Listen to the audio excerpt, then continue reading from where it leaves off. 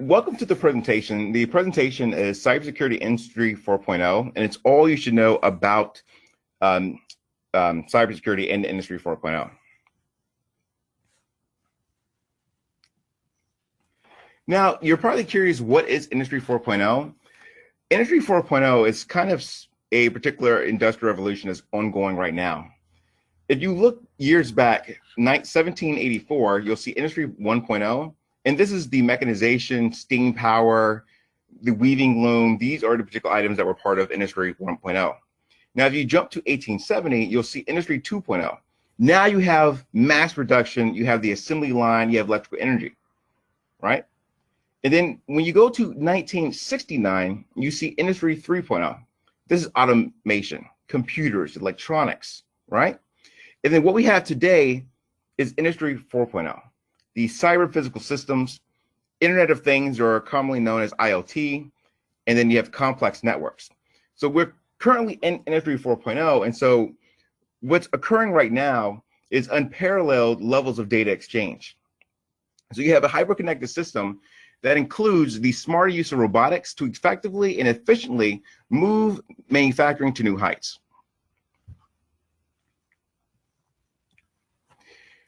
Now, while we are in Industry 4.0, we have to think about all these cybersecurity ramifications.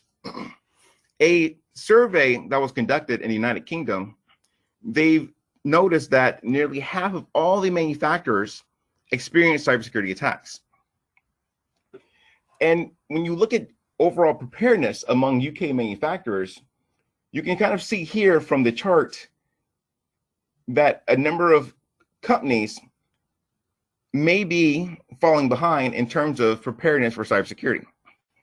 What's interesting, when you think about manufacturing is a critical infrastructure identified by the Department of Homeland Security here in the United States. So this is one of the 16 areas identified for critical infrastructure. So when you think about manufacturing, you have to think about the important and critical role it plays in society and in a gross domestic product for a country. So you look here, you say, we monitor and protect their systems and software from cyber attack. 75%, right? That means there's 25% that aren't monitoring. And then these 75% that are monitoring, what really are they doing? Are they just running particular tools and diagnostic tools to see, okay, well, were we attacked? Is it more in terms of being reactive than actually reactive or responsive? What I mean is, our organizations pretty much fighting the particular attack or looking for the attack before it comes and stuff like that. And so that is one of the things that is kind of shrouded when you look at a survey.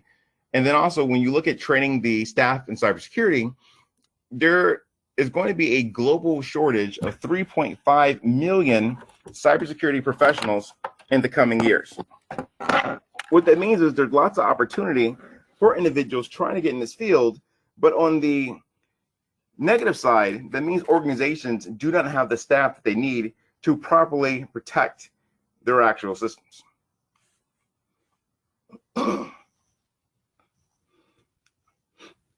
Now, digging a little bit deeper into the cybersecurity attacks experience by half of all manufacturers, you'll see right here that 24% answered that their cybersecurity processes have been prevented any business impact. And then you look here, it says they sustained financial other business losses due to a cyber attack, 24%. Various countries have various laws and regulations regarding these. So you think about ransomware and stuff like that. So if an organization gets ransomware in their manufacturing floor, they get ransomware in their particular organization, and if they pay that, they could get in trouble by indirectly supporting terrorist activity. So that yet makes things more complex in terms of how you actually deal with loss of data or your data being withheld. Do you have the ability to make use of that data that you had recently that is now encrypted or being held for ransom? So Shamoon was a virus. It was a malware that hit a particular oil company. And so this was interesting. This was in 2018. And so this was a particular malware that surfaced back in 2011, 2012, and then 2018, it did a full-fledged attack, and it basically hit servers based in the Middle East, India, Aberdeen, and in a limited way, Italy. And so this is kind of important. So when we think about manufacturing, you have to think about all the particular manufacturing industries or sectors across the world, because they're all susceptible.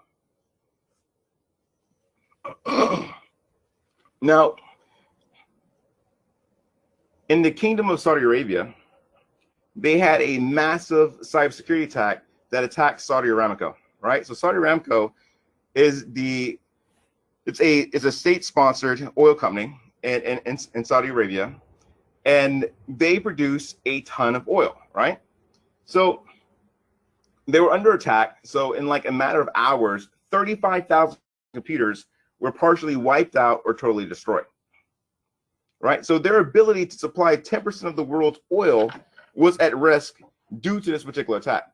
For them to fix this item, they had to fly in servers and other computing systems on planes, on charter planes, back to Saudi Arabia just to fix all the damage that has been done.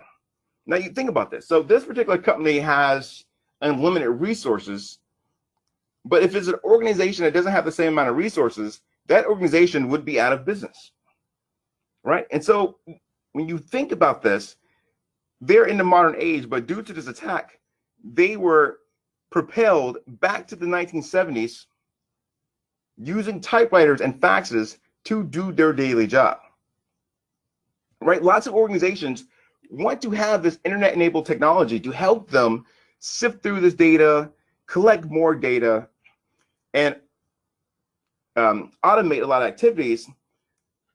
And that's good. But however, if they don't protect those particular functions, then that's a big risk, because those functions can be, I guess you can say, changed or modified to do other activities, which could, put the company's business at risk.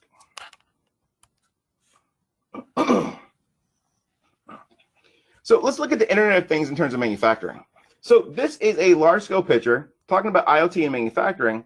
You can see here from the manufacturing plant to the global facility to the customer site, global operations, all the way to logistics, how IoT plays a key part. And you can see all the different particular functions here where IoT happens. However, this isn't inclusive of everything. This is just a quick view of IoT.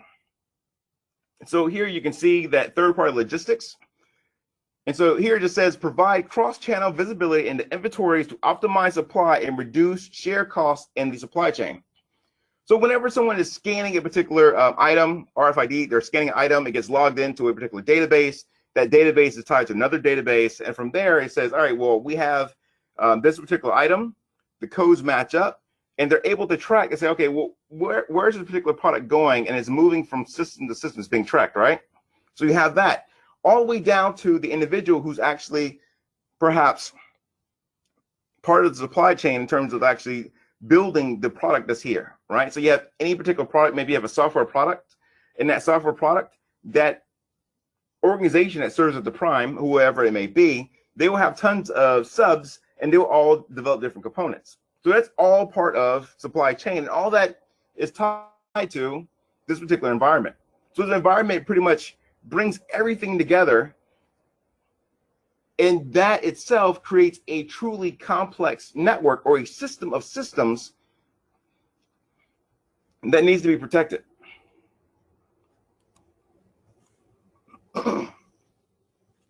So right here, research and development.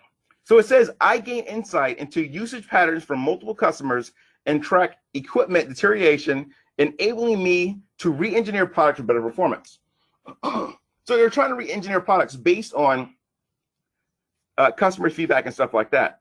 Now, if someone was to go in and actually manipulate those feedback reports and stuff like that, then R&D would create a product that may not be better, but it may in fact be worse, right? So say if it's a particular screen and it could cause seizures, right? But the reports they get back is like, hey, this screen is working fine. Add these other elements, and these other elements could cause yet more damage to the individual using the screen or the screens or whatnot, right? So this is a way that, this particular environment could be taken advantage of in terms of a cyber attack or something like that. Also, with R&D, they're getting data. So if any of the data is actually, all right, so when R&D is getting data back and they're to figure out, what items that they need to do or elements that need to be changed, a particular actor, a bad actor, could go in there, change the data in a way that R&D moves the product development for what they want to do. Additionally, if it's a bad actor who doesn't want to, per se, do any damage to their product, but steal intellectual property, they could do that. They could go into the system, go into the system that contained R&D data, and start copying all those particular data over. Or they could create an account, and then with that account, they can continuously go in and do everything that's being updated, right? So that is something that could happen with an R&D. Sorry. Now, third-party logistics is interesting because supply chain wasn't really a thing that was thought of. When you're thinking about securing systems and software and stuff like that, you have to think about the entire life cycle of supply chain, which includes third-party logistics. So a number of organizations, we'll take a credit card company, for example, right? So you have a major credit card company that is providing a particular service, but it will be a third party that may take advantage of what that credit card is doing in order to enable stuff for their product that they sell to their customer, right? So you have to extend cybersecurity beyond the particular first or prime organization to that third party, right? So you think about automation and you think about smart vehicles and stuff like that. Well, now you have to make sure that and this is just talking more in terms of physical and some of the automation, that no one messes up with pre-planned routes or anything like that, or they're doing any damage to the vehicle or enabling them or rendering them useless. So you have things like that. Also, when you're tracking these particular goods, now individuals are able to say, all right, well, we're going to track the goods that are on this particular vehicle. So now we know the goods related to the vehicle, so they can do that. And then additionally, they will know who is all in that supply chain. A lot of organizations like to keep their supply chain unknown so that their competitors are not using their actual suppliers to build these same products, right? So you're all building a similar product and you're thinking about, okay, what ways can I cut costs? And so they will work with subcontractors, and these subcontractors will provide them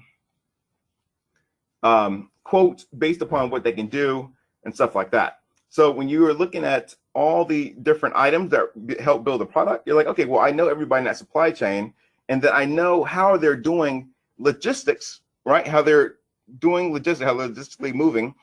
So I could replicate the same thing within my organization. And then the other thing in terms of physical security, they will know the route that they travel on or the way that goods move, and then those could be intercepted or damaged within that route. Now, cloud is interesting. So a lot of people think about cloud, they're thinking about some file saved off in a distant place, but this is an issue for manufacturing organizations, right? You have your three different services, architectural services, but when you think about cloud, for manufacturing organizations that say, all right, we're going to do everything in the cloud, that does pose an issue, right? So for manufacturing, one of the biggest things is availability, right? You want to make sure that the data that you're using and creating, it's available. Your systems need to be available. Confidentiality, when we talked about the third-party logistics, you need to make sure that there's a need to know, and then those that have the need to know, they have the particular clearance level to see the information grade, if it's high, medium, or low, in terms of what they can see. And then like when we talked about R&D, integrity, right? So imagine the feedback they're getting from customers, and that feedback is going to a particular site. It's being loaded somewhere on the cloud.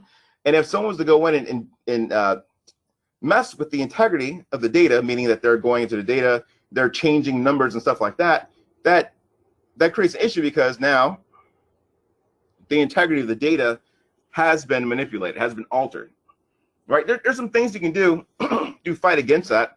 You could require that if there are data uploaded or files uploaded, that there are hashes with them. So individuals could check hashes. They say, I'm going to check this particular hash of this file, and I'm going to make sure that the integrity hasn't been messed up.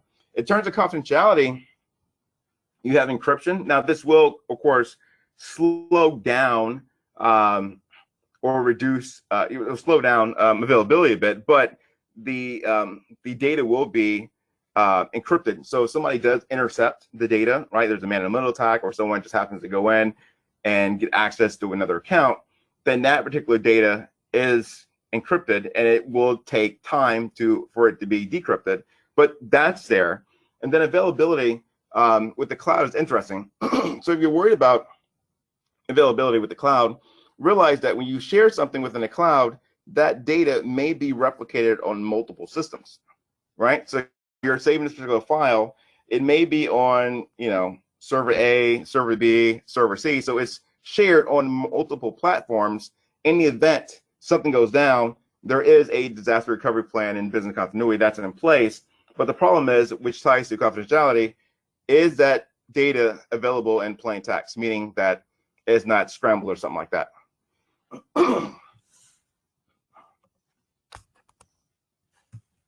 Now, when you think about robots and artificial intelligence, you have to think about that these are systems that are able to do things on their own. Now, with that said, these particular systems do have programmed tasks, pre-programmed tasks, right? So when you think about the assembly line, and you think about years ago that there were thousands of people working at manufacturing plants, putting together pieces on a car, putting together door panels and stuff like that. A lot of that has been changed by automation. So what that means is that those jobs, those critical tasks, are now being done by robots, right? So if an attacker wants to, they could change the code, they could recode things, and they could have particular steps missing. So if it's a vehicle and it's a critical part of the vehicle, right, making sure that a particular joint is attached so the wheels don't fall off, they could recode it for it not to do that. And even if there is a quality check that's perhaps done by another robot, then that could be recoded so that particular robot looks over it. And the robot looks over it and thinks that, okay, well, this is good. My particular task is to say that everything is good, every third is good no matter what. And it just passes through that quality check. And that's something to think about too. Like when you have the human in the process, you're not worried about them being recoded or anything like that. You're just worried about them doing faulty work, or maybe they are the insider threat. But with robots, now you have multiple points of attack. Also, for the manufacturing organization, so you're in a manufacturing plant, you have your robots doing your various tasks. If there is a power shortage or the particular system that may be ultimately controlling them is shut down, then those particular automated machines are unable to work too, unless there is some large power supply or something like that. All right, so in terms of cybersecurity, there's a number of things to consider. One of the biggest things is the workforce. Is there an appropriate workforce? I mentioned earlier in the coming years, 3.5 million shortage of cybersecurity workers. There are going to be that many jobs open. Currently within the United States, we have over 500,000 jobs. In the Chicago metropolitan region, we have over 15,000 jobs open now for cybersecurity, right? So what it means is that we need to actually put people out in the workforce. The problem is, at least in my country, STEM, science, technology, engineering, mathematics, there isn't the amount of people to do those particular type of jobs actually here, not available, right? So it needs to be created. So in the meantime, while manufacturing companies move towards Industry 4.0, they're doing this at risk as they are putting out systems that, one, aren't secure, may not be updated, And if they're using a legacy system that may have embedded operating systems, that they may be embedded operating systems that are no longer supported, that may come with their own inherent risk, and that's because they don't have the workforce to go in and check these items. Additionally, you have standards, policies, regulations. So there really isn't a particular standard for manufacturing, right? So NIST, they put out a number of standards, for cloud, mobile devices, cybersecurity, workforce development, all types of stuff, right? But there isn't something that manufacturing companies have to say, right, well, we need to meet these requirements in order to have our particular system utilize these technologies, right? There's nothing across the board. It doesn't say anything like you must adhere to these particular cybersecurity controls identified within a risk management framework. There isn't that. So what that means is that you have numerous of organizations building these manufacturing floors according to different cybersecurity standards. There's not one set of controls, which means is some will be more secure than others and some will be less secure, right?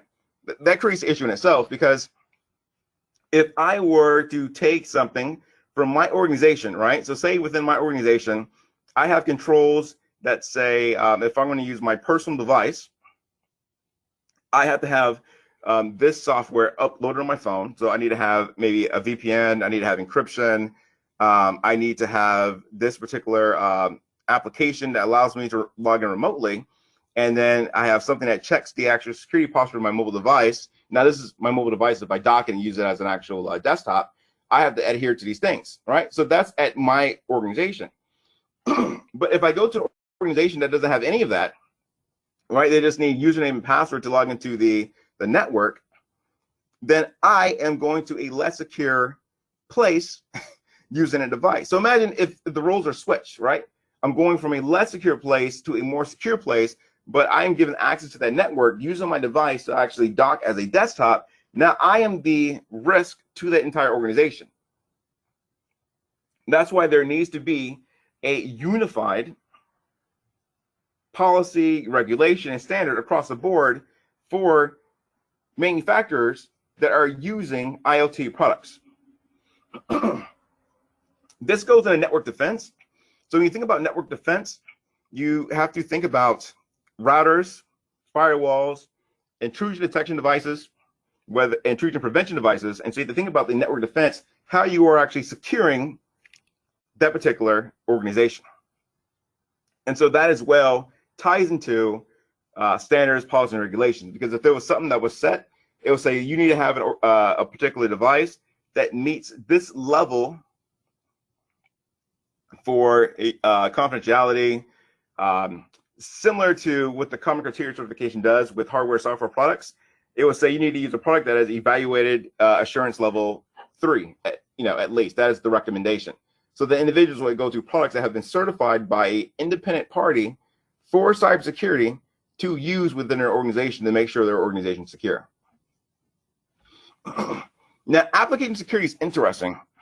So application security, so when you are actually using various applications to do things, whether it may be data science, look at load balancing and stuff like that, it's important to actually do a code analysis to see what common weaknesses and enumerations actually exist within that software. Now, if it's proprietary, you probably can't, but what you could do is ask for a organization to provide a chart or a report that states these are the known vulnerabilities, so you can mitigate those risks at a system level or transfer those risks to another system, but find a way to mitigate them to an acceptable level. But I think it's important because lots of organizations more and more are using open source software and other items that they may have recoded and stuff like that to use to make their tasks and their jobs easier. The problem is a lot of these things are not built with security in mind. So with not building these items with security in mind, they're left with tons of vulnerabilities, and there are just a multitude of ways that they can actually be exploited.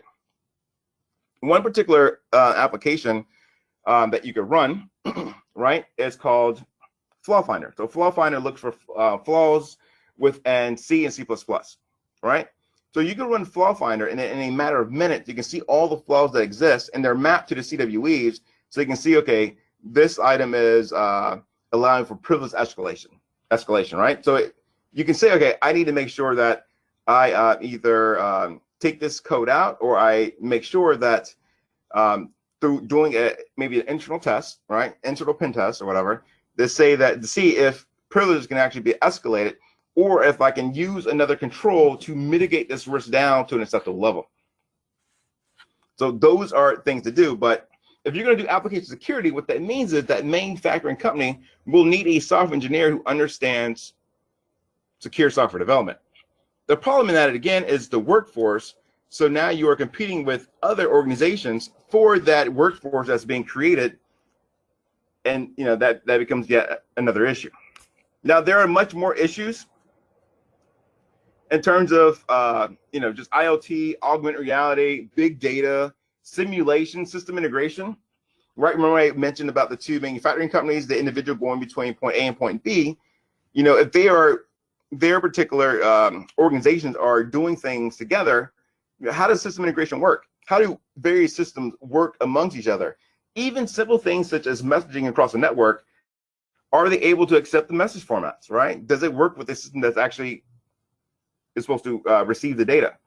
So it's lots of things to think about when you think about Industry 4.0. There's lots of things that still need to be considered and done in order to make this secure. Now, what I'm going to do now is I'm going to talk about just an example in terms of an actual security risk for Industry 4.0, and kind of talk about some of the ramifications and stuff like that. Now, when you think about things on the global scale, we can all agree on food, right? So imagine that a particular nation state targets a seed in development, right? So those on this lecture, you're probably familiar with GMOs, non-GMOs, modified organic products and stuff like that, and how a lot of these particular seeds have been genetically built so they can be used to withstand certain types of elements.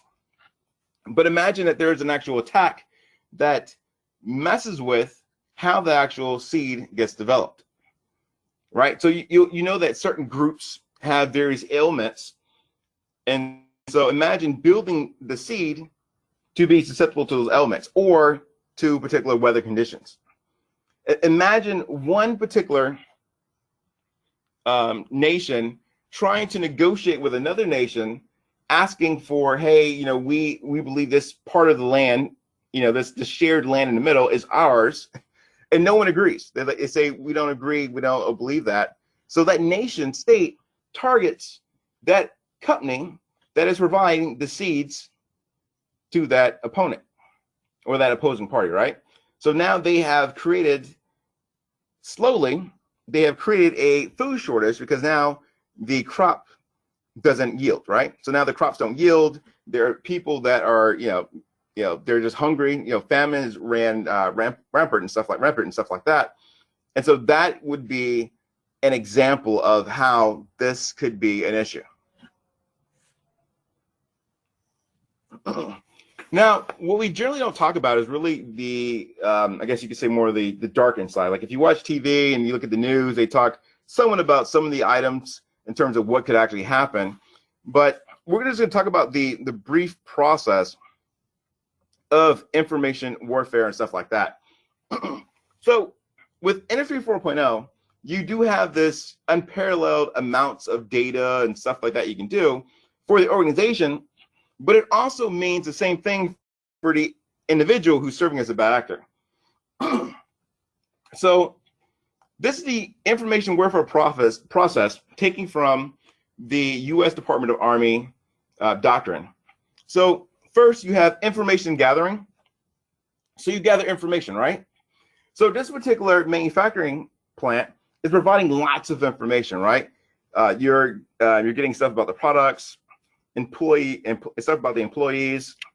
If the manufacturing plant has perhaps wireless thermostats and stuff like that, they're understanding maybe the temperature that's needed to run certain systems, right? Certain systems on the floor. If they have a server room, they could probably look at the data and say, all right, well, this is the coolest place of it all. There's probably something here that needs to be cooled. And so they can probably start deducting, what is actually in that particular room. So you have information gathering. Now, the other thing in information gathering, when they're taking data on like employees, then they can take that data, put in a various tool. And there's a number of tools out there that will come with like Kali Linux, for example. And they can start figuring out stuff about the employee.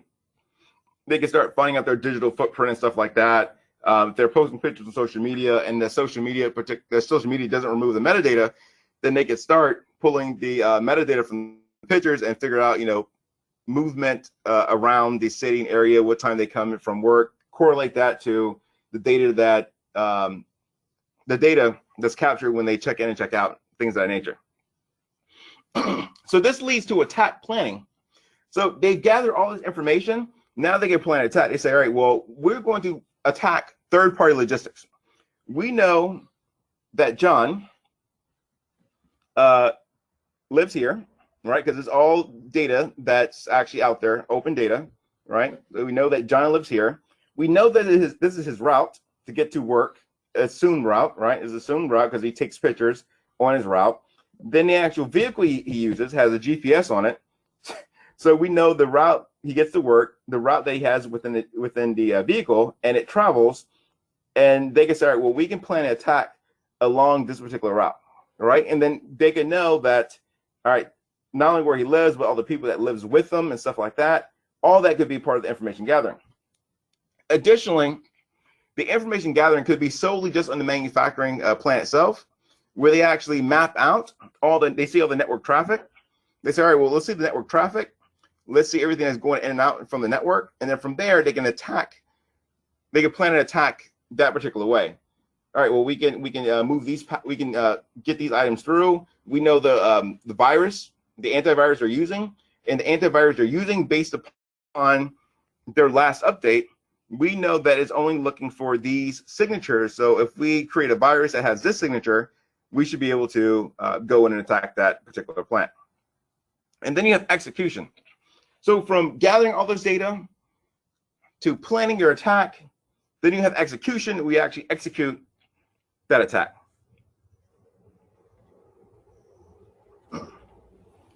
Now you have the intelligence lifecycle. And so this is going back to information gathering, because I want to talk about the process of gathering information a bit, right? So you have planning and direction. So we know the manufacturing plant. We know where it's situated. And so now we have to say, okay, well, let's plan on how we would actually capture that data.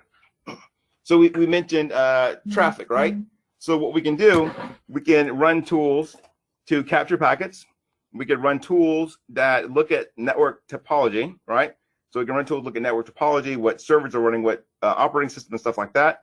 We can run other tools that runs a number of known attacks against the actual website or within the system to see, okay, what is patched, what kind of what happens when this particular action is ran, right? And that would be a tool that simply looks at the security posture of the system internally and externally. It doesn't do anything, but it prints out a report in terms of vulnerable areas, right? And that's part of the collection. Now, what you have to do is you have processing and analysis and production. Now, this part is pretty interesting, right? So when you're processing information and then you need to analyze it. So in turn, analyzing it, it's interesting. So say you run a tool like Wireshark, you get all the actual network traffic.